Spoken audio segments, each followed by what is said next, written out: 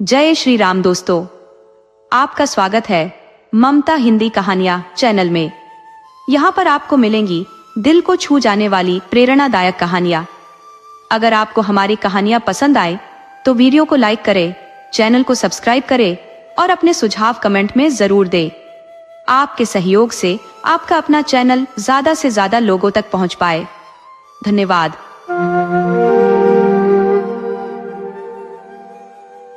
जब माँ अपनी बहू की शिकायतों का पुलिंदा बेटे के सामने खोलकर रख देती है और उसकी बातों का सिलसिला थमने का नाम नहीं लेता, तो बेटा थक हार कर कुछ झुंझलाहट के साथ कह उठता है, तो आखिर अम्मा तुम चाहती क्या हो मुझसे? मैं क्या तुम्हारी बहू को तमीज और तहजीब सिखाने बैठ जाऊं?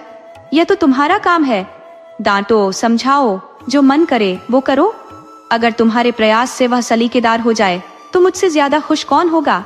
लेकिन मुझसे मत कहो कि वह बदतमीज है, अदब से खाली है। उसे सिखाने का काम तुम्हारा है। माँ तुरंत भरे मन से बोल पड़ती है, वाह, डांटना चाहूं तो खुद मुझ पर ही टूट पड़ती है। उसके सामने तो बस अपनी इज्जत बचाने की फिक्र रहती है कि कहीं कुछ उलझुल न कह दे। बेटा गुस्से में जवाब देता है, तो इसमें मेरी क्या गलती है अम्मा? मैंने तो उसे नहीं सिखाया कि तुम्हारे साथ अदब से पेश ना आए। माँ तंज भरी आवाज में कहती है, तो फिर और कौन सिखाता है? बेटा चिढ़कर कहता है, तुम अंधेर मचाती हो अम्मा। माँ नाराज होकर जवाब देती है, अंधेर नहीं करती, सच्चाई बोलती हूँ। तुम्हारी शह ने ही उसका सिर चढ़ा दिया है। जब वह तुम्हारे पास आकर रोती धोती है, तब क्या तुमने कभी उसे समझाया कि अम्मा का अदब करना चाहिए? नहीं, उल्टा तुमने खुद को उसका गुलाम बना रखा है। वह समझती है कि उसका पति कमाता है तो वह रानी क्यों न बने? क्यों किसी से दबे? मर्द की शह के बिना औरत इतनी हिम्मत दिखा ही नहीं सकती। बेटा खींचते हुए कहता है, तो क्या मैं उससे जाकर कह दूं कि मैं कुछ नहीं कमाता, बस खाली बैठा रहता हूं? क्या तुम सोचती हो तब वह मेरी इज्जत करेगी? हर आदमी चाहता है कि उसकी बीवी उसे काबिल, योग्य और सम्मानित समझे, और सामान्यतः हर पुरुष अपने आप को जितना है उसे थोड़ा ज्यादा दिखाने की कोशिश करता है। मैंने कभी बेवकूफी नहीं की, न ही कभी उसकी नजर में डींगे हाँकी, लेकिन हर इंसान चाहता है कि वह अपनी पत्नी की नजर में अपनी गरिमा बनाए रखे। माँ दर्द भरे स्वर में कहती है, तुम उसकी हर बात कान लगाकर सुनोगे, उसकी हर बात पर मीठी मुस्कान दोगे, तो वह क्यों न सिर चढ़ेगी। तुम खुद चाहते हो कि वह मेरे हाथों मेरा अपमान करवाए। तुम्हें शायद पता भी नहीं किन किन दुखों का फल मैं आज भुगत रही हूँ। मैं कौन से ऐसे पाप कर बैठी थी जो मुझे यह दिन देखने पड़े। कितने अरमानों से तुम्हें पाला, कितनी मुसीबतों को झेला। मैंने अपने सुख चैन को दांव पर लगा दिया, बस तुम्हें बड़ा आदमी बनाने के लिए। खुद अधनंगी रही पर तुम्हें पहनाया, खुद भूखी सोई लेकिन तुम्हें खिलाया। मेरे लिए तुम उस मरने वाले की आखिरी निशानी थी, मेरी सारी उम्मीदों का केंद्र। तुम्हारी पढ़ाई के लिए मैंने अपने गहने तक बेच डाले, विधवा के पास और था ही क्या? क्या तुम मुझे यह इनाम इसलिए दे रहे हो? बेटा, माँ, मैं समझ नहीं पाता कि आप मुझसे आखिर चाहती क्या है। आपके अनगिनत एहसानों को मैं कैसे चुका सकता हूँ? आपने मुझे न केवल तालीम दिलाई बल्कि जिंदगी का असल मोल सिखाया। आपने अपने जेवर तक त्याग दिए, यहाँ तक कि अपना खून तक बहाया। अगर मैं 100 जन्म भी ले लूं तो भी आपकी इन कुर्बानियों का कर्ज नहीं उतार सकता। मैं हमेशा आपकी मर्जी के खिलाफ कुछ भी करने से बचता हूँ। जितना बन सके आपकी सेवा में जुटा रहता हूँ। जो भी कमाता हूँ उसे आपके हाथों में ही रखता हूँ। फिर भी आप मुझसे और क्या चाहती हैं? मेरे बस में और क्या है? खुदा ने हमें और इस पूरे जहान को पैदा किया, लेकिन हम क्या उसे उसका कर्ज चुका सकते हैं? क्या हम उसे किसी तरह मुआवजा दे सकते हैं? हम तो उसका नाम तक धन से नहीं लेते, उसका शुक्र तक नहीं अदा करते। एक बेटे के लिए अपनी माँ के त्याग का कर्ज उतारना मुमकिन नहीं, चाहे वो पूरी धरती का राजा ही क्यों न बन जाए। मैं तो बस इतना कर सकता हूँ कि आपकी खुशी का ख्याल रखूं।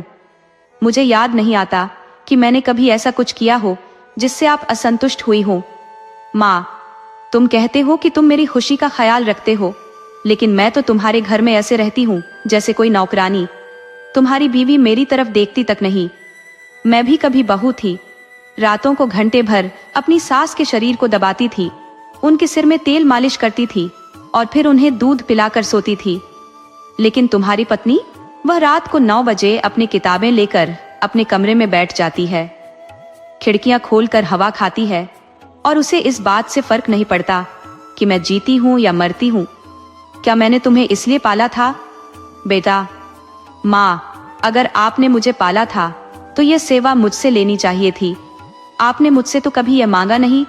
मेरे बाकी दोस्त भी हैं, पर मैंने किसी को अपनी माँ की देखभाल इस तरह करते नहीं देखा। आप मेरी जिम्मेदारी का बोझ मेरी पत्नी पर क्यों डाल रही हैं? अगर वह आपकी सेवा करे तो मुझे बेहद खुशी होगी। मेरी नजरों में उसकी इज्जत बढ़ जाएगी और शायद मैं उससे और ज्यादा मोहब्बत करने लगूं। लेकिन अगर वह आपकी सेवा नहीं करती तो आपको उससे नाराज होने की कोई वजह नहीं होनी चाहिए। शायद उसकी जगह मैं होता तो मैं भी यही करता। अगर सास मुझे अपनी बेटी के समान स्नेह करती तो मैं उनके तलुए तक सहलाने को तैयार होता। ये उनकी माँ होने की वजह से नहीं, बल्कि उस मातृवत स्नेह के कारण होता जो वे मुझ पर बरसाती।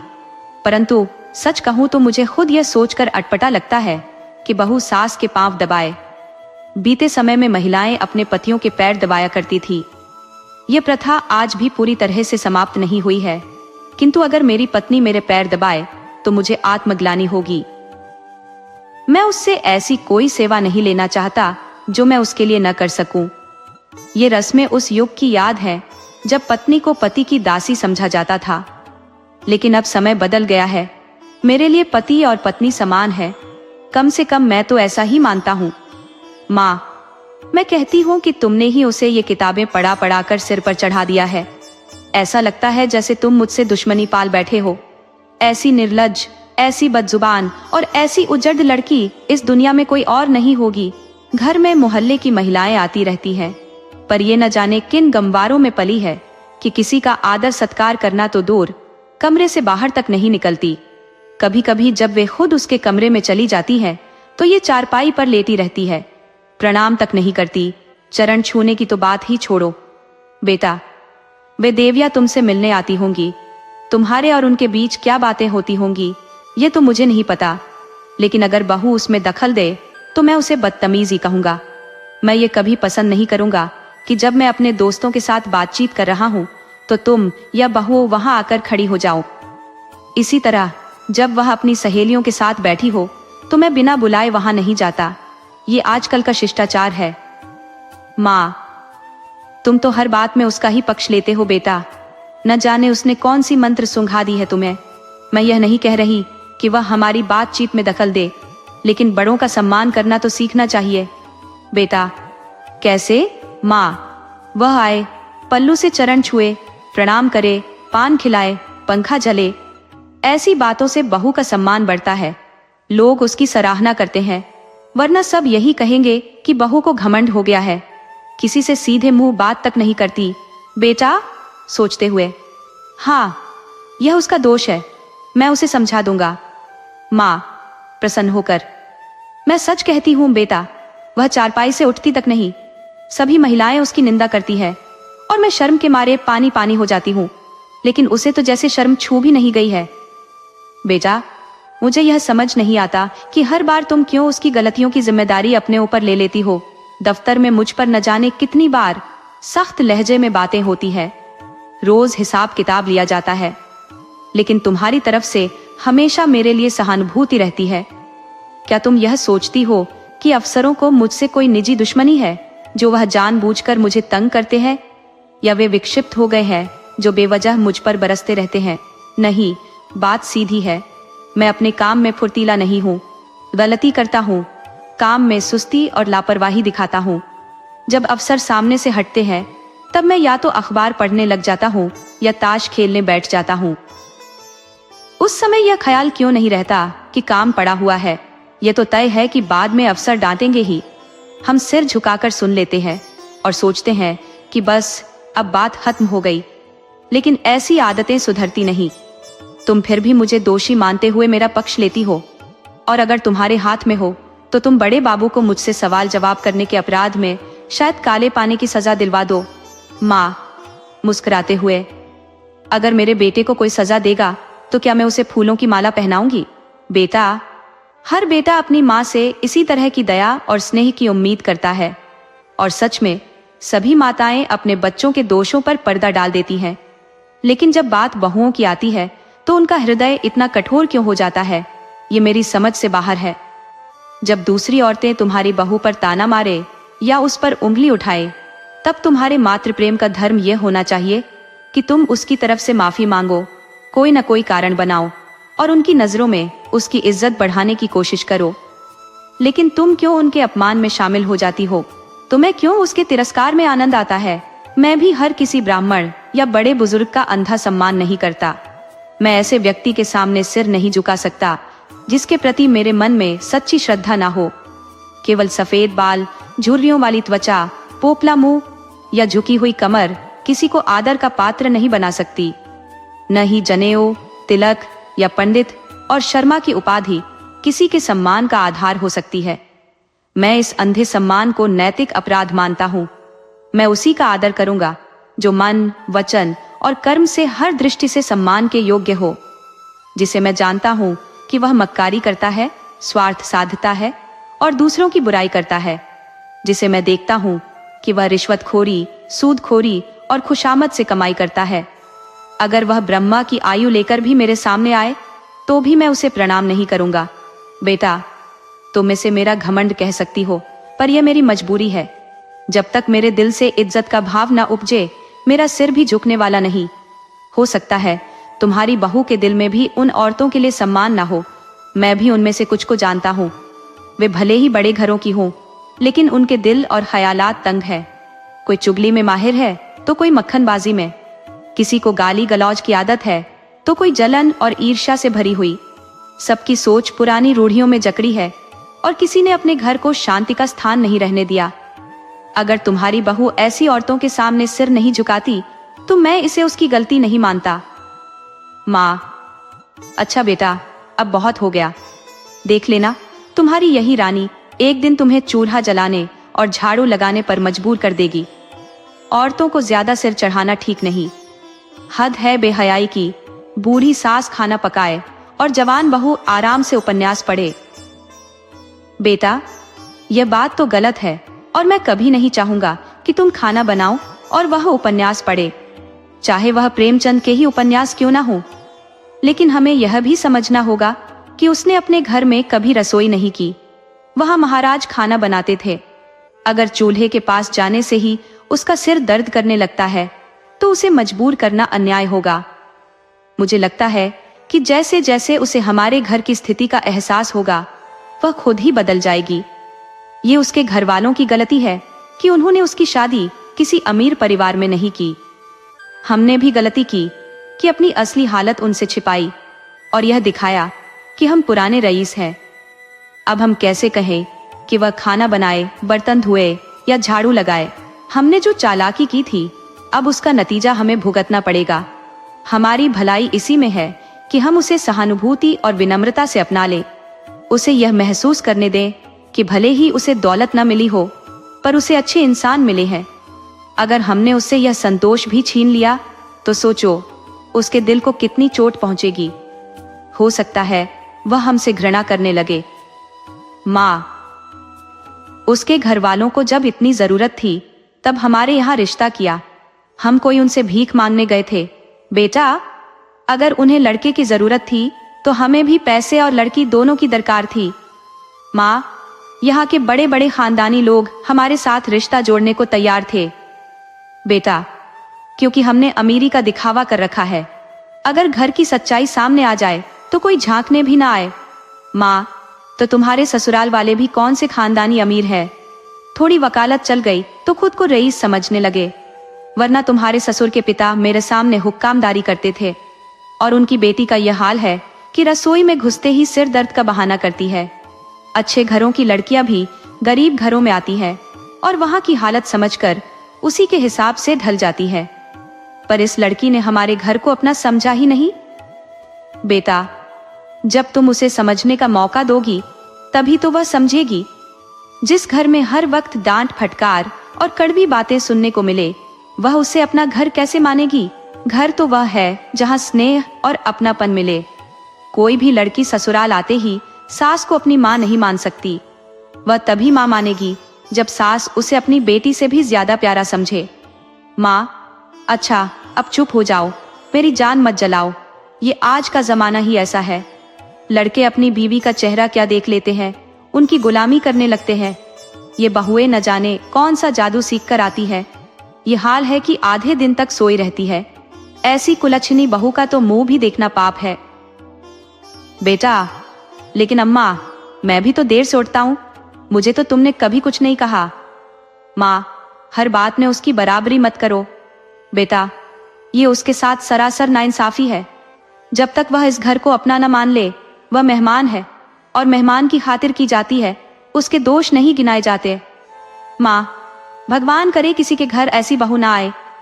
बेटा, तो वह यहाँ रह चुकी है। माँ, क्या इस दुनिया में औरतों की कमी है?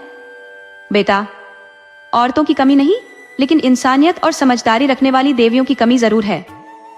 माँ, ऐसी औरत सोती है तो बच्चा चाहे रो रो कर बेहाल हो जाए, उसे परवाह नहीं। फूल सा बच्चा लेकर मायके गई थी और जब 3 महीने बाद लौटी तो बच्चा आधा रह गया। बेटा, क्या मैं यह मान लूं कि तुम्हें उसके बच्चे से जितना लगाव है उतना उसे नहीं है? यह तो प्रकृति के नियम के खिलाफ होगा। और अगर वह सच में निर्लज्ज है तो यह उसकी कमी है। तुम क्यों उसकी जिम्मेदारी उठाती हो? माँ, तो मैं सब कुछ अपनी आंखों से होते देखती रहूं और चुपचाप खड़ी रहूं? घर बर्बाद हो जाए तो भी कुछ न बोलूं? बेटा, अम्मा, आपको समझना होगा कि आप इस घर को जल्द छोड़ देंगी, लेकिन उसे यहाँ बहुत दिन रहना है। घर की भलाई और नुकसान की फिक्र उसे ज्यादा है। मैं ज्यादा से ज्यादा उसे डांट सकता हूँ, लेकिन अगर वह मेरी बातों को तवज्जो न दे और उलटे जवाब दे तो मेरे पास क्या उपाय है उसे समझाने का? माँ, 2 दिन उससे बात मत करो, सब ठीक हो जाएगा। वह सीधी होकर तुम्हारे सामने सिर झुकाएगी। बेटा, मुझे इसमें शक है। अगर मैं उससे बात नहीं करूंगा तो वह भी मुझसे बात नहीं करेगी, और अगर ज्यादा खींचतान करूंगा तो वह अपने मायके चली जाएगी। माँ, भगवान करे ऐसा ही हो, फिर मैं तुम्हारे लिए नई बहू ले आऊंगी। बेटा, हो सकता है वह भी ऐसी ही निकले। अचानक बहू वहां आ खड़ी होती है। माँ और बेटा दोनों सकते में आ जाते हैं, जैसे कोई बड़ा विस्फोट हो गया हो। बहू की सुंदरता, उसका गर्वीला स्वभाव और आंखों में चुभता व्यंग्य साफ छलकता है। उसके गाल लाल हो रहे हैं, लेकिन होठों पर व्यंग्य भरी मुस्कान और आंखों में तेज चमक है। माँ, झेपते हुए, तुम्हें यहाँ किसने बुलाया? बहू, क्यों? जो तमाशा यहाँ चल रहा है उसका मजा लेने का मुझे हक नहीं है? बेटा, माँ बेटे के बीच में दखल देने का तुम्हें कोई अधिकार नहीं। बहू का चेहरा अचानक कठोर हो जाता है। बहू, अच्छा, आप चुप रहिए। जो पति अपनी पत्नी की बुराई सुनता रहे वह पति कहलाने के लायक नहीं है। उसे पति धर्म का अब तक नहीं पता। अगर कोई मेरी प्यारी माँ भी तुम्हारी बुराई करती तो मैं उसकी जबान पकड़ लेती। जब तुम मेरे घर जाते हो तो वहां हर कोई तुम्हारी तारीफ करता है। नौकर से लेकर बड़े बुजुर्ग तक तुम्हारी इज्जत करते हैं। अगर उनके बस में हो तो तुम्हारे लिए आसमान की तारे तक तोड़ लाए। लेकिन यहाँ मुझे क्या मिलता है? ताने, उलाहने और तिरस्कार। मेरे घर तो कोई नहीं कहता कि तुम देर से क्यों उठे या किसी को सलाम क्यों नहीं किया। मेरे बाबूजी कभी ऐसा बर्ताव सहन नहीं करेंगे। स्त्री, क्या मैं यहाँ इसीलिए आई हूँ कि तुम्हारे परिवार की सारी जरूरतें पूरी करूं, या फिर सबकी सेवा करते हुए अपनी पहचान खो दूं? मैं यहाँ तुम्हारी संगिनी बनकर आई हूँ, कोई नौकरानी नहीं। संगिनी होने का मतलब ये नहीं कि तुम मुझ पर हुक्म चलाओ और मेरी आत्मा को कुचल दो। मेरे कर्तव्यों का निर्णय मुझे खुद करना चाहिए। ये मेरे अंदर से आना चाहिए, न कि तुम्हारे तिरस्कार या डांट फटकार से। अगर मुझे कुछ सिखाना हो तो माँ के प्यार की तरह सिखाओ। मैं सीखने को तैयार हूँ, लेकिन अगर जबरन मेरे ऊपर कुछ थोपोगे तो मैं उसे स्वीकार नहीं करूंगी, चाहे वह अमृत ही क्यों ना हो। मैंने तो कब का इस घर को अपना मान लिया होता, लेकिन हर बार मुझे एहसास कराया जाता है कि मैं इस घर की दासी हूँ। हर वक्त यह जताया जाता है कि मेरा यहाँ कोई अधिकार नहीं, सिर्फ गुलामी करने के लिए लाई गई हूँ। ये सब सुन सुनकर मेरा खून खौल उठता है। अगर यही चलता रहा तो एक दिन ऐसा आएगा कि मैं यह सब सहते सहते खत्म हो जाऊंगी। माँ, सुन रहे हो अपनी रानी के बोल? वह यहाँ रानी बनकर आई है और हम उसके नौकर हैं। उसका हुक्म बजाने के लिए बैठे हैं, कोई उससे कहे कि कुछ काम कर लो तो उसके नखरे आसमान पर चढ़ जाते हैं, और तुम हो उसकी बातों को कान लगाकर सुनते हो। तुम्हें यह भी नहीं सोचता कि उसे कुछ डांट फटकार लगा दो। हर वक्त डरते रहते हो। बेटा, अम्मा जरा ठंडे दिल से सोचो, अगर मैं इसकी बातें न सुनूं तो कौन सुनेगा? क्या आप यह चाहती है कि इसके साथ मैं जरा भी हमदर्दी न दिखाऊं? जब बाबूजी थे तो क्या वह आपकी बातें नहीं सुनते थे? क्या वह आपको प्यार नहीं करते थे? फिर जब मैं अपनी पत्नी की बातें सुनता हूँ तो इसमें ऐसा कौन सा गुनाह कर रहा हूँ? इसमें आपको क्यों बुरा लग रहा है? माँ, हाय रे बेटा, अब तो तू अपनी पत्नी के आगे अपनी माँ का अपमान करने लगा है। क्या इसी दिन के लिए तुझे पाल पोस कर बड़ा किया था? क्यों मेरी छाती नहीं फट जाती? माँ आंसू पोंछती हुई गुस्से में कमरे से बाहर चली जाती है।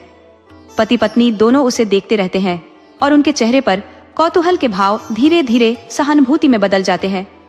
पति, माँ का दिल। पत्नी, माँ का नहीं, औरत का दिल। पति, मतलब? पत्नी, मतलब यह कि माँ के गुस्से के पीछे भी एक चोट खाई औरत का दर्द छुपा है। स्त्री, स्त्री वही है जो जीवन पर्यंत अपने पुरुष से ममता और समर्पण की आकांक्षा रखे, और जब किसी अन्य स्त्री का प्रभाव उसके पति पर देखे तो ईर्ष्या की ज्वाला में झुलस उठे। पति, तुम कैसी बाल सुलभ बातें कर रही हो? स्त्री, मैं तो सत्य कह रही हूँ।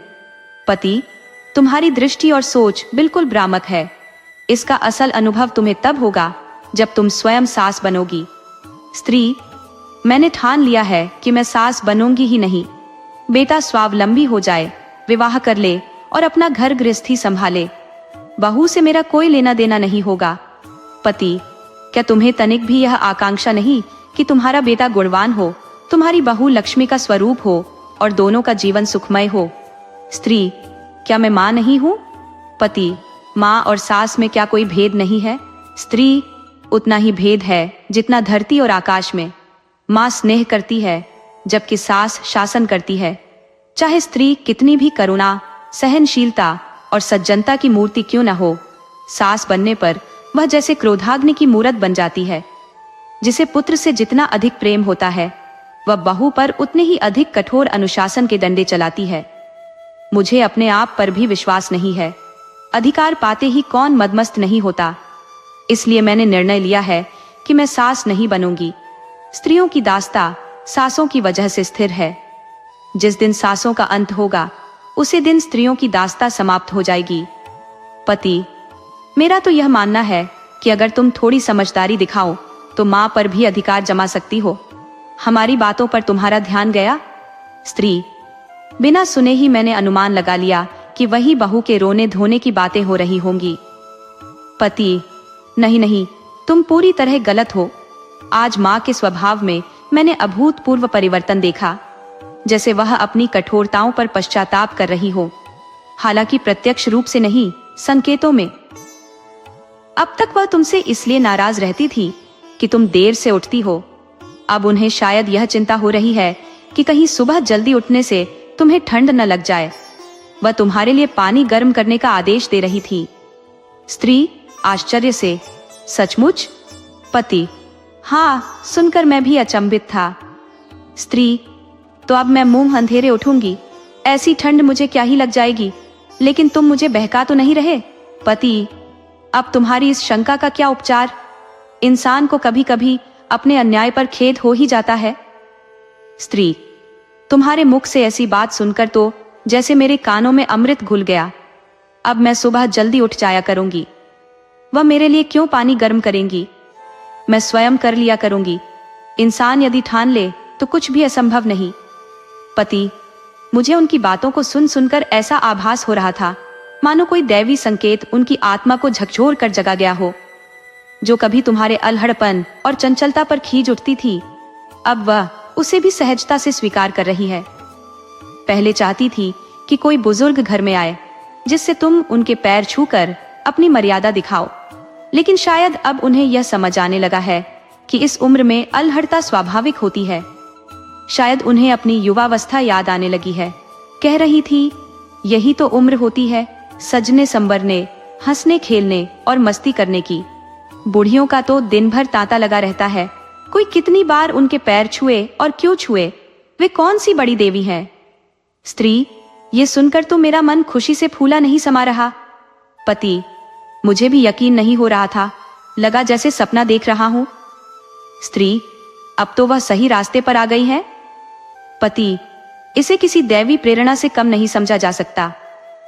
स्त्री, तो फिर मैं कल से आदर्श बहू बन जाऊंगी। इतना चुपचाप तैयार होंगी कि किसी को कानों कान खबर ना होगी। हफ्ते में एक बार सिनेमा जाना काफी होगा, और बुढ़ियों के पैर छू लेने में क्या बुराई है? भले ही वे देवियां ना हो, चुड़ैल ही सही, लेकिन मुझे आशीर्वाद तो देंगी, मेरे गुण तो गाएंगी।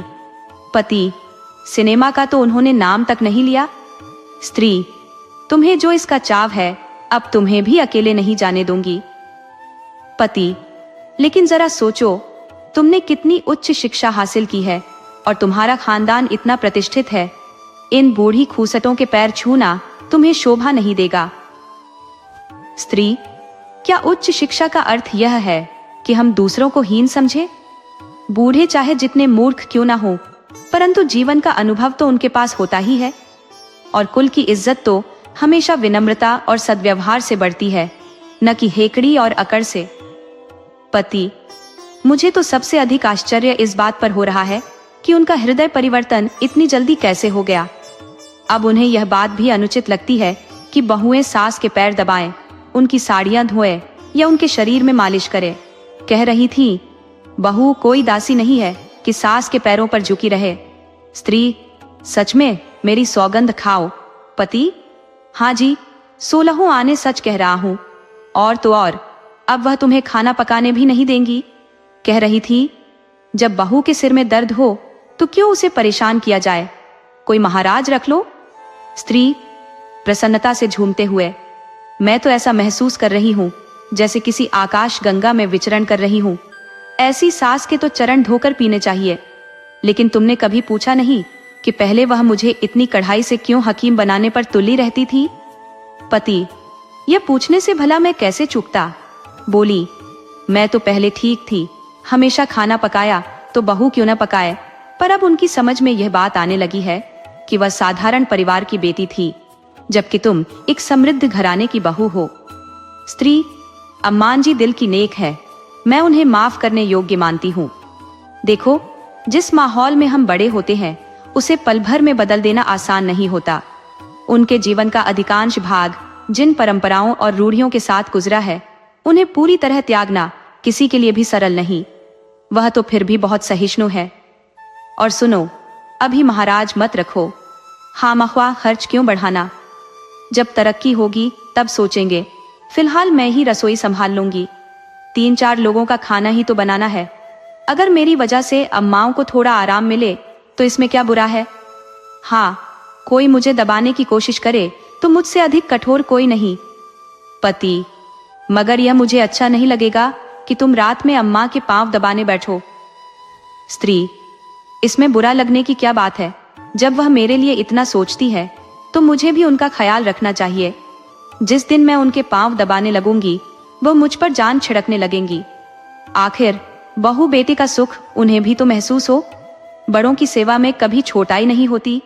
बुरा तो तब लगता है जब कोई शासन जमाए, और अम्मा ऐसा थोड़े ही करेंगी।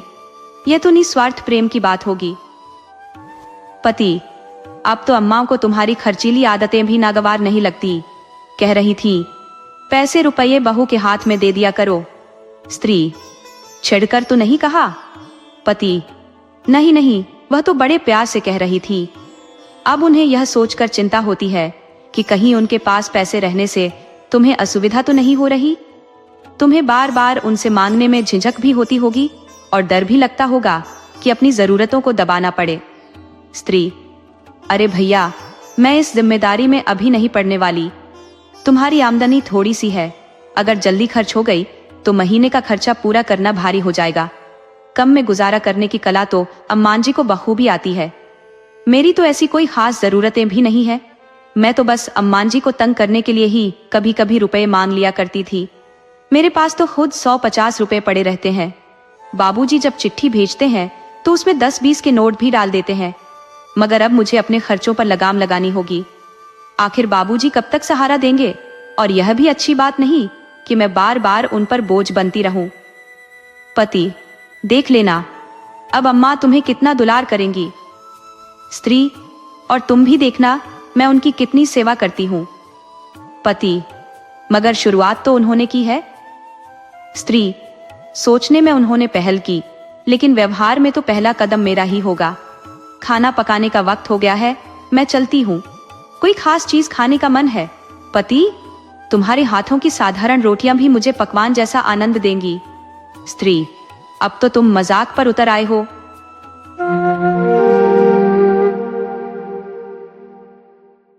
दोस्तों, आपको कहानी कैसी लगी? अपने सुझाव कमेंट करना न भूले। तो चलिए आज की अगली कहानी शुरू करते हैं। हिंदू समाज की वैवाहिक प्रथा इतनी विकृत, इतनी चिंतन योग्य और इतनी भयावह हो चुकी है कि इसे सुधारने का कोई स्पष्ट मार्ग समझ में नहीं आता। ऐसे दुर्लभ माता पिता मिलेंगे जो 7 पुत्रों के बाद यदि कन्या का जन्म हो तो उसे प्रसन्नता से स्वीकार करें। कन्या के जन्म लेते ही उसके विवाह की चिंता हर घड़ी सिर पर सवार रहती है और परिवार इसी विचार सागर में डूबता उतराता रहता है।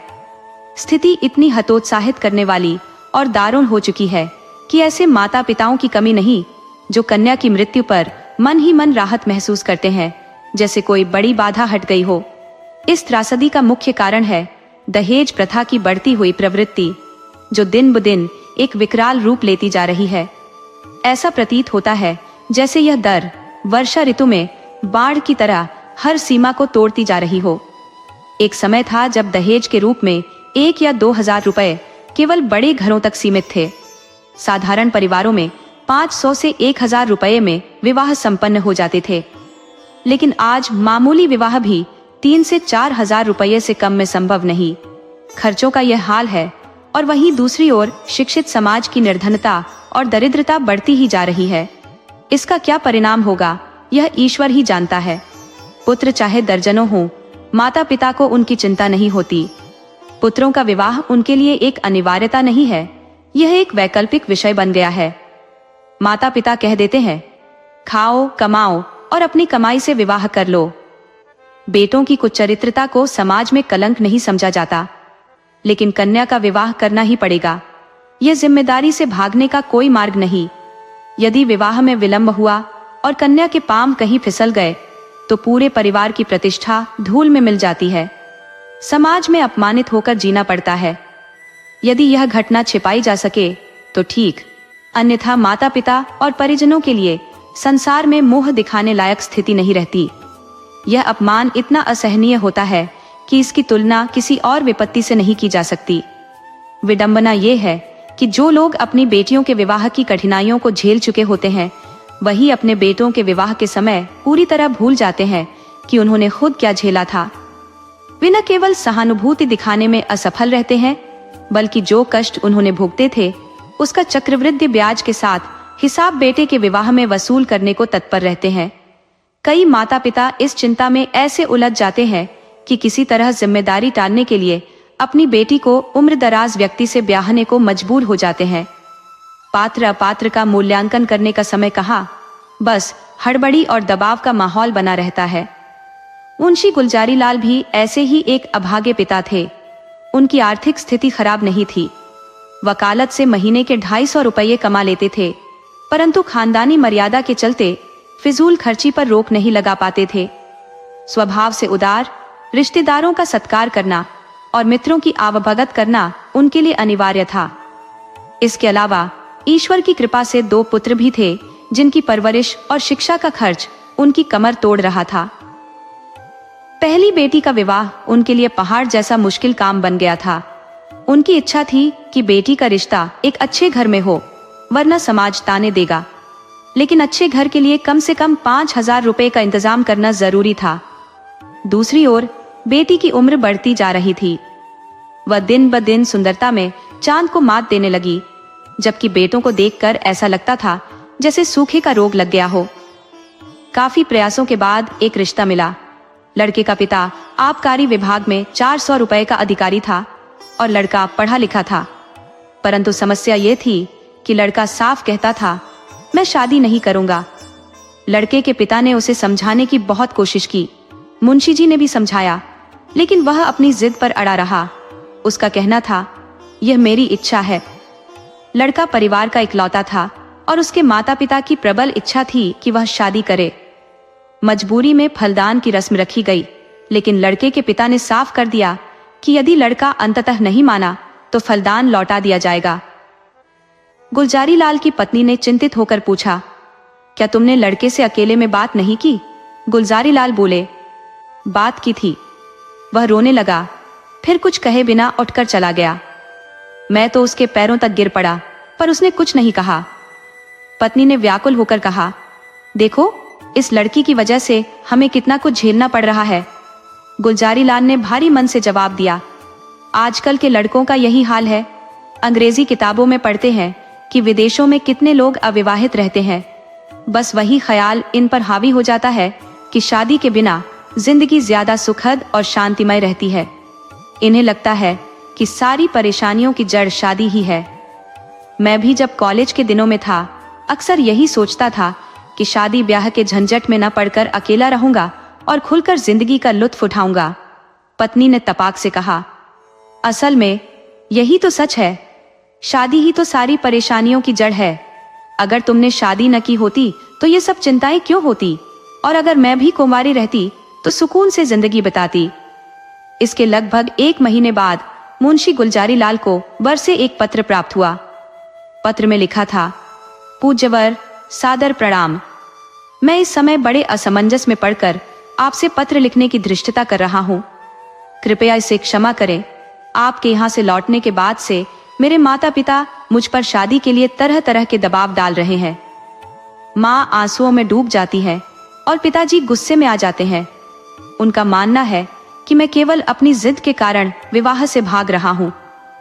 यहाँ तक कि शायद उन्हें यह भी शक हो गया है कि मेरा चरित्र ठीक नहीं है। मैं असलियत बताने से डरता हूँ, क्योंकि ये बात सुनकर उनका दुख बढ़ जाएगा और मुमकिन है कि सदमे में उनकी जान पर बनाए। इसलिए आज तक जो राज छुपाकर रखा, उसे अब विवश होकर आपसे साझा कर रहा हूँ। आपसे मेरी सविनय प्रार्थना है कि इस बात को गोपनीय रखे और किसी भी सूरत में मेरे माता पिता को इसका पता न चलने दे। जो होना है वह तो होगा, लेकिन पहले ही क्यों उन्हें गहरे शोक में डुबो दूं? सच तो यह है कि मुझे बीते 5-6 महीनों से यह एहसास हो रहा है कि मैं क्षय रोग टीबी से ग्रसित हूँ। इसके सभी लक्षण लगातार बढ़ते जा रहे हैं। मैंने यहाँ के 2 अनुभवी डॉक्टरों से अपनी जांच करवाई और दोनों ने यही कहा कि मुझे सिल है। अगर यह बात माता पिता को बता दूं तो वे गम में डूबकर मर जाएंगे। जब यह तय है कि मेरी जिंदगी अब कुछ ही दिनों की मेहमान है, तो शादी का ख्याल भी करना मेरे लिए पाप समान है। हो सकता है कि खास इलाज करवाकर मैं 1-2 साल और जी लूं, लेकिन वह समय और भी भयानक होगा। अगर इस बीच कोई संतान हो गई तो वह भी मेरे रोग के असर से असमय काल कवलित हो जाएगी। संभव है कि मेरी पत्नी भी इस बीमारी का शिकार बन जाए। अगर मैं अविवाहित रहूं तो तकलीफ केवल मुझ तक सीमित रहेगी, लेकिन शादी कर लेने से मेरे साथ और भी जिंदगियां बर्बाद हो जाएंगी। इसीलिए मेरी आपसे हाथ जोड़कर विनती है कि मुझे इस बंधन में बांधने का प्रयास न करें, वरना इसका पछतावा आपको भी होगा। आपका सेवक हजारी लाल। पत्र पढ़कर गुलजारी लाल ने अपनी पत्नी की ओर देखा और पूछा, इस चिट्ठी के बारे में तुम्हारा क्या ख्याल है? स्त्री, मुझे तो यह सब एक बहाना ही लगता है। गुलजारी लाल, बस यही तो मेरा भी सोचना है।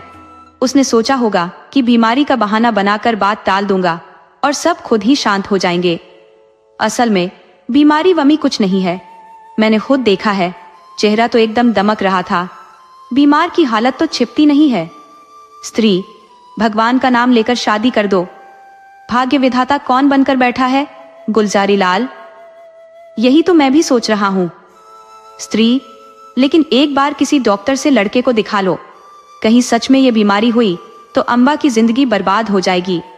गुलजारी लाल, तुम भी ना बिल्कुल पागल हो। ये सब फिजूल की बातें हैं। मैं इन छोकरों की सारी चालाकियां अच्छी तरह जानता हूँ। सोच रहा होगा कि अभी मस्ती कर रहा हूँ, शादी हो गई तो ये गुलछर्रे उड़ाने का मौका कैसे मिलेगा। स्त्री, तो फिर शुभ मुहूर्त निकालकर लग्न भिजवाने की तैयारी करो। हजारी लाल भीतर से बुरी तरह उलझा हुआ था। उसकी जिंदगी को जबरन शादी के बंधन में बांधा जा रहा था और वह कुछ भी नहीं कर सकता था। उसने अपने ससुर को अपनी बीमारी का सारा हाल साफ साफ बता दिया था, मगर किसी ने उसकी बात का यकीन नहीं किया। माँ बाप से भी अपने हालात का जिक्र करने की उसकी हिम्मत नहीं होती थी। डरता था कि कहीं उनके दिल पर ऐसा सदमा न लगे जिसे वे सह न सके। कभी सोचता कि किसी डॉक्टर से लिखवाकर ससुर को दिखा दूं, लेकिन फिर ख्याल आता अगर उन लोगों को उस पर भी यकीन न हुआ तो। आजकल किसी डॉक्टर से सर्टिफिकेट लेना कौन सा मुश्किल काम है। वे यही सोचेंगे कि मैंने किसी डॉक्टर को पैसे देकर लिखवा लिया होगा। एक तरफ शादी की तैयारियां जोरों पर थी, उधर डॉक्टरों ने साफ कह दिया था कि शादी करने का मतलब है अपने जीवन की डोर को और कमजोर कर देना। महीनों की जगह दिन गिनने की नौबत आ सकती है। शादी की तारीख तय हो चुकी थी। घर में मेहमानों का आना जाना लगा हुआ था। हजारीलाल पूरे समय घर से भागा भागा फिरता था। मन में बस यही सवाल कौंधता रहता था कि कहाँ जाऊं, क्या करूं। शादी का ख्याल आते ही उसकी सांसें जैसे रुकने लगती थी। उस बेचारी लड़की का क्या होगा? जब उसे मेरे इस हालात का पता चलेगा तो वह मुझे क्या समझेगी? कौन इस पाप का प्रायश्चित करेगा?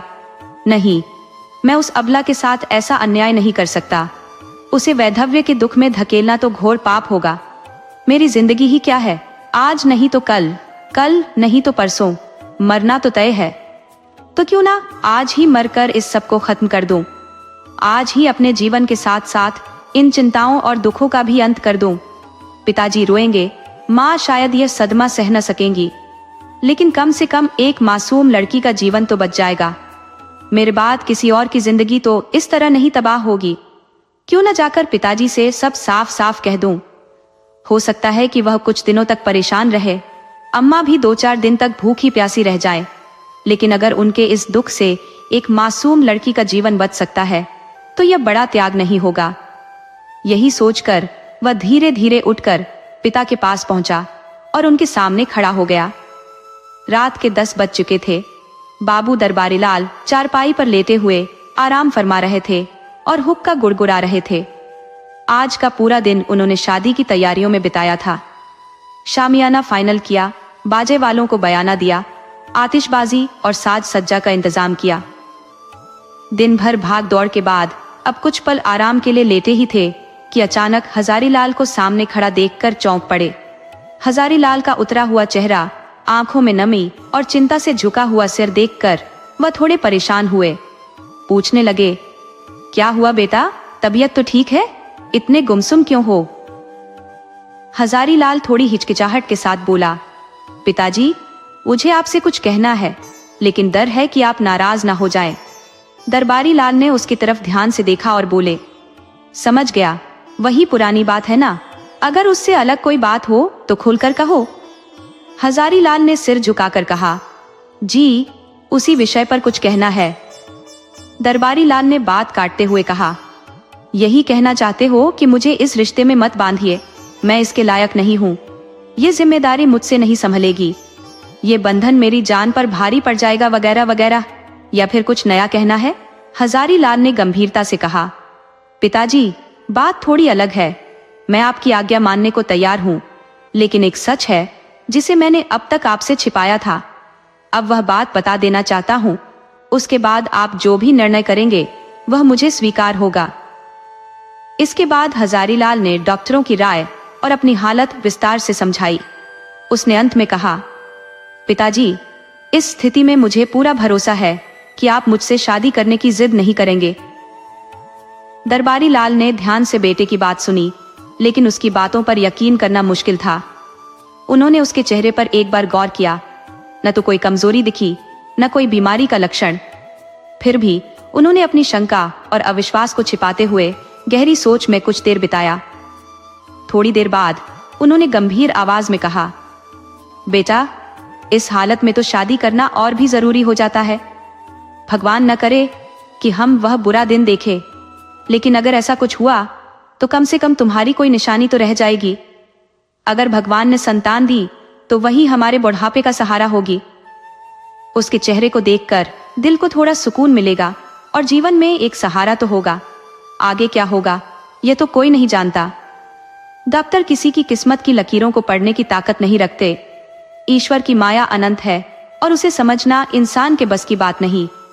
तुम शांत होकर बैठे रहो, जो करना है हम करेंगे, भगवान की इच्छा होगी तो सब भला ही होगा। हजारीलाल ने इसका कोई जवाब नहीं दिया। उसकी आंखों में आंसू भर आए और गला इतना भारी हो गया कि वह कुछ बोल ही नहीं पाया। चुपचाप उठकर अपने कमरे में जाकर लेट गया। 3 दिन और बीत गए, लेकिन हजारीलाल कोई फैसला नहीं कर पाया। शादी की तैयारियां जोर शोर से हो रही थी। मंत्रोच्चार के साथ पूजा हो चुकी थी और घर के बाहर बाजों की आवाज गूंज रही थी। आसपास के बच्चे इकट्ठा होकर मजे से बाजा सुन रहे थे और खुशी से दौड़ते भागते नजर आ रहे थे। शाम का वक्त हो चला था। बारात आज रात की ट्रेन से रवाना होने वाली थी। बाराती सजने संवरने में जुटे हुए थे। कोई नाई से अपने बालों की सफाई करवा रहा था और चाहता था कि शेव इतनी साफ हो कि चेहरे पर बालों का नामो निशान न रहे। बुजुर्ग अपने सफेद बाल उखड़वा कर जवान दिखने की कोशिश कर रहे थे। तेल, साबुन और उबटन का ऐसा धूम धड़ाका था कि मानो घर में मेले का माहौल हो। उधर हजारीलाल बगीचे में एक पेड़ के नीचे उदास बैठा सोच रहा था कि आखिर क्या किया जाए। अब फैसला लेने का वक्त सिर पर आ चुका था। एक पल भी और रुकने का मौका नहीं बचा था। लेकिन अपनी तकलीफ किससे कहे, सुनने वाला कोई नहीं था। उसके मन में ख्याल आया कि उसके माता पिता कितने अदूरदर्शी हैं, अपनी खुशी में इतने डूबे हुए हैं कि उन्हें यह भी नहीं सूझता कि इस शादी के बाद उस लड़की पर क्या बीतेगी। लड़की के माता पिता भी कम नहीं, वे भी अपनी धुन में इतने खोए हुए हैं कि साफ देखकर भी अनदेखा कर रहे हैं।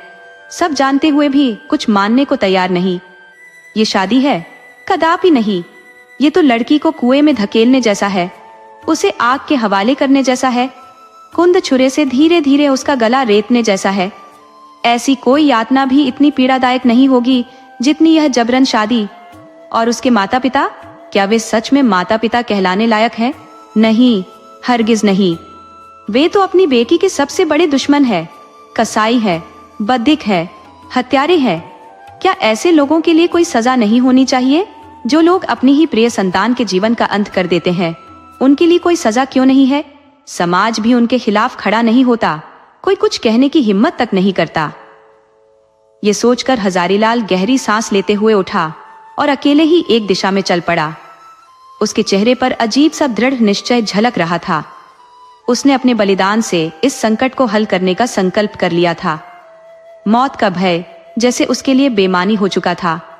वह ऐसी मानसिक अवस्था में पहुंच चुका था जहां इंसान की हर उम्मीद केवल मौत पर टिक जाती है। उस दिन के बाद से किसी ने हजारीलाल को देखा तक नहीं। जैसे जमीन ने उसे निगल लिया हो या आसमान उसे समेट ले गया हो। उसे ढूंढने के लिए नदियों में जाल डाले गए, कुओं की तलाशी ली गई, पुलिस में खबर दी गई और अखबारों में उसकी गुमशुदगी की सूचना भी छपी, पर कुछ पता नहीं चला। कुछ हफ्तों बाद छावनी रेलवे स्टेशन से 1 मील पश्चिम में सड़क के किनारे कुछ हड्डियां पाई गई। लोगों को शक हुआ कि शायद हजारीलाल ने ट्रेन के नीचे आकर जान दे दी होगी, लेकिन इस पर भी कुछ निश्चित तौर पर नहीं कहा जा सका। भादों का महीना था और 30 का दिन। घरों में सफाई चल रही थी। सुहागन स्त्रियां 16 श्रृंगार करके गंगा स्नान के लिए जा रही थी। अम्बा भी स्नान करके घर लौटी थी और तुलसी के चबूतरे के सामने खड़ी होकर वंदना कर रही थी। यह उसकी शादी के बाद की पहली तीज थी, जिसे उसने बड़े उत्साह के साथ व्रत रखकर मनाया था। तभी उसके पति ने कमरे में प्रवेश किया। उनकी आंखों में हल्की मुस्कान थी। उन्होंने कहा, मुंशी दरबारी लाल, तुम्हारे कौन लगते हैं? उनके यहाँ से तुम्हारे लिए तीज की पठानी आई है, डाकिया अभी देकर गया है। ये कहते हुए उन्होंने एक पार्सल चारपाई पर रख दिया। दरबारी लाल का नाम सुनते ही अम्बा की आंखें भर आईं। वह जल्दी से पार्सल के पास गई। जैसे ही उसने उसे खोला, पुरानी यादें ताजा हो उठी। उसके हृदय में हजारीलाल के लिए गहरी श्रद्धा उमड़ पड़ी। उसने मन ही मन कहा, आह, यही उसी महान आत्मा के बलिदान का पुण्य परिणाम है कि आज मुझे यह सौभाग्य देखना नसीब हुआ। भगवान उन्हें सद्गति दे। वे आदमी नहीं, देवता थे, जिन्होंने दूसरों के कल्याण के लिए अपनी जान तक कुर्बान कर दी। पति ने उत्सुकता से पूछा, दरबारी लाल तुम्हारे चाचा है? अम्बा ने सिर हिलाकर जवाब दिया, हाँ। पति ने फिर पूछा, इस पत्र में हजारीलाल का नाम लिखा है, वह कौन थे? अम्बा की आवाज भावुक हो उठी। वे मुंशी दरबारी लाल के बेटे थे। पति ने फिर पूछा, तो तुम्हारे चचेरे भाई हुए? अम्बा ने कहा, नहीं, वे मेरे परम उद्धारक थे, मेरे जीवन के संरक्षक, जिन्होंने मुझे अंधकार के अथाह सागर से बचाया और मुझे यह सौभाग्य प्रदान किया। पति ने एक गहरी सांस ली और जैसे कोई भूली बात याद आ गई हो, बोले, आह, अब समझा, सच में वह इंसान नहीं, देवता थे।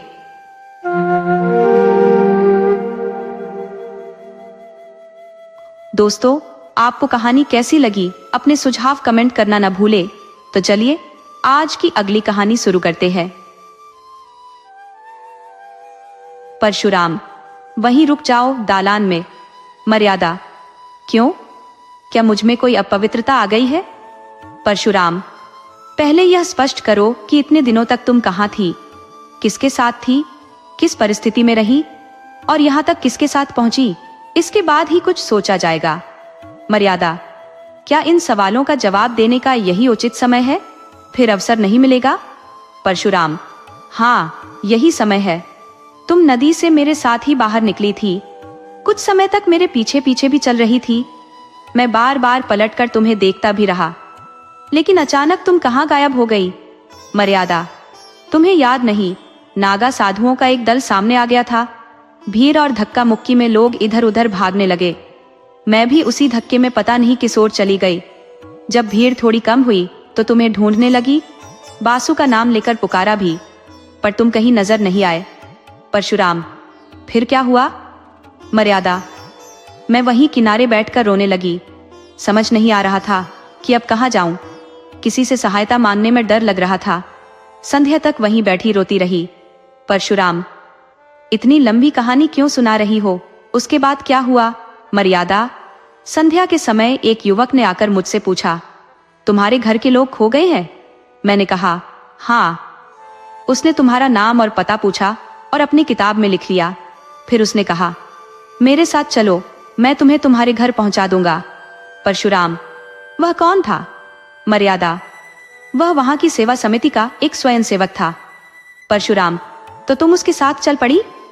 मर्यादा। और क्या करती? वह मुझे समिति के कार्यालय ले गया। वहां एक बड़े शामियाने में एक लंबी दाढ़ी वाला व्यक्ति बैठा हुआ कुछ लिख रहा था। वो सेवकों का अध्यक्ष था।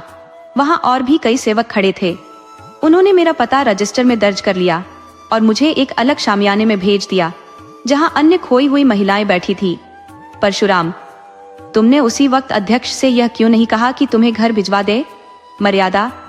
मैंने एक बार नहीं, सैकड़ों बार कहा, लेकिन उन्होंने हर बार यही जवाब दिया कि जब तक मेला समाप्त नहीं हो जाता और सभी खोई हुई स्त्रियां इकट्ठा नहीं हो जाती, मैं उन्हें भेजने की व्यवस्था नहीं कर सकता।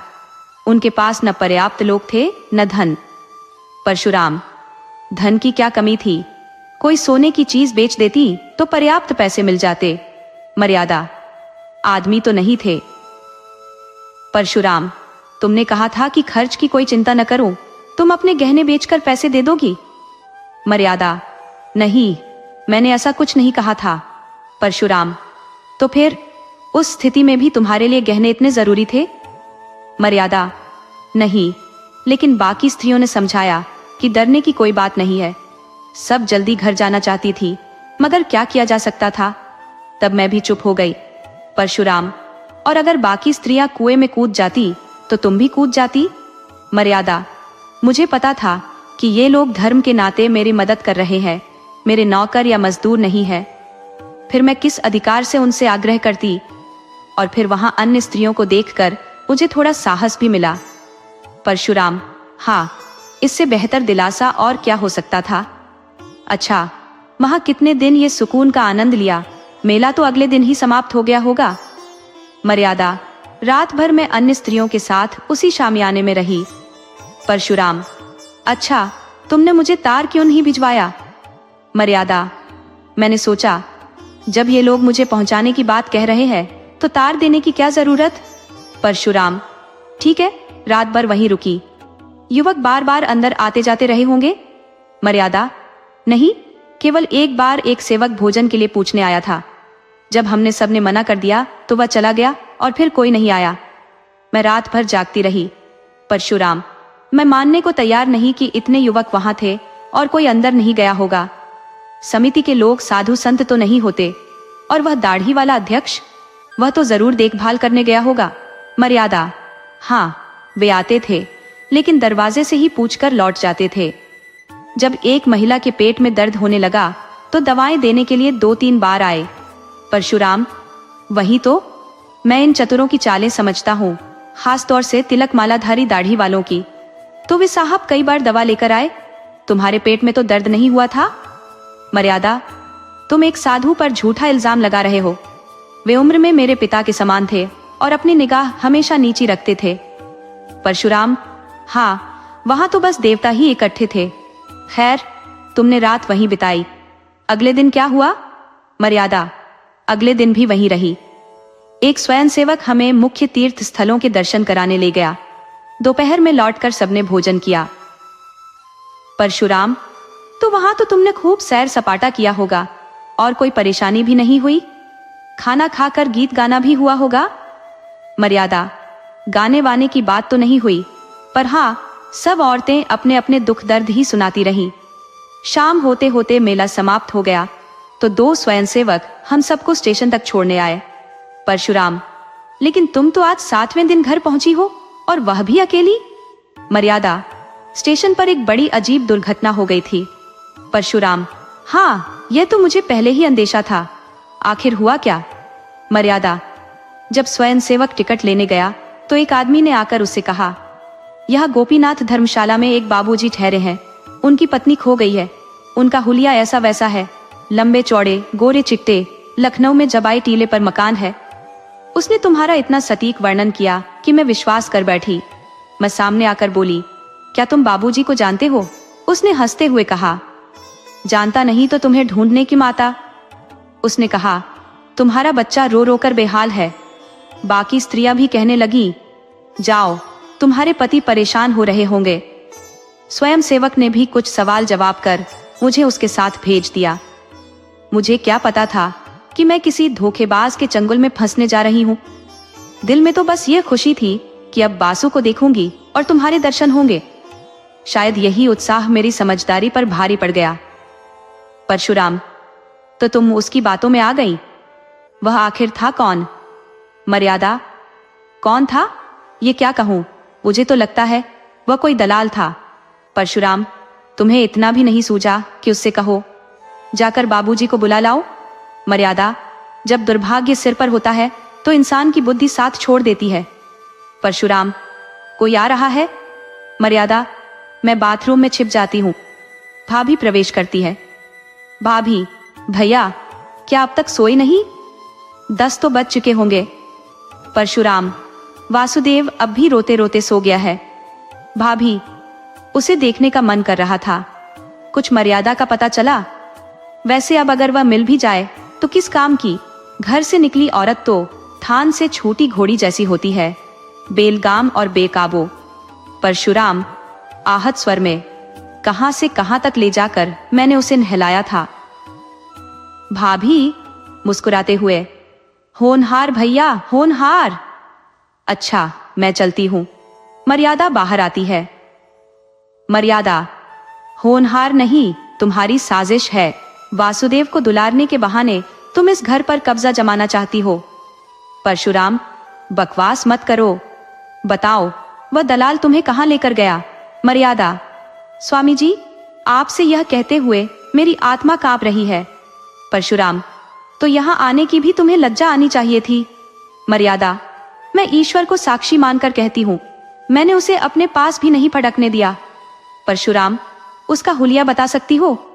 मर्यादा, वह सांवला छोटे कद का आदमी था। उसने नीचा कुर्ता पहन रखा था। परशुराम, और गले में ताबीजें थी? मर्यादा, हाँ, थी। परशुराम, वह धर्मशाले का सफाई कर्मचारी था। मैंने तुम्हारे लापता होने की बात उसी से की थी। उसी ने यह भयानक चाल चली। मर्यादा, मुझे तो वह कोई ब्राह्मण जान पड़ता था। परशुराम, नहीं, वह सफाई कर्मचारी था। उसने तुम्हें अपने घर ले गया? मर्यादा, हाँ, उसने मुझे तांगे में बिठाया और एक सकरी गली में एक छोटे से मकान में ले जाकर कहा, यहीं बैठो, तुम्हारे बाबूजी यहीं आएंगे। तब मुझे एहसास हुआ कि मैं छलावे में फंस गई हूँ। मैंने रोना शुरू कर दिया। थोड़ी देर बाद वह चला गया और एक बूढ़ी औरत आई। उसने मुझे तरह तरह की प्रलोभन देने शुरू किए। पूरी रात मैं रोते रोते काटी। अगले दिन वह आदमी और वह औरत फिर से मुझे समझाने लगे। बोले, यहाँ रोने से तुम्हारा कुछ नहीं होगा। तुम्हारा पुराना घर छूट गया, लेकिन हम तुम्हें उससे कहीं बेहतर जगह देंगे। वहां तुम्हारे दिन सोने चांदी में कटेंगे। जब मुझे लगा कि यहाँ से भागना नामुमकिन है, तो मैंने अपनी चतुराई का सहारा लेने का सोचा।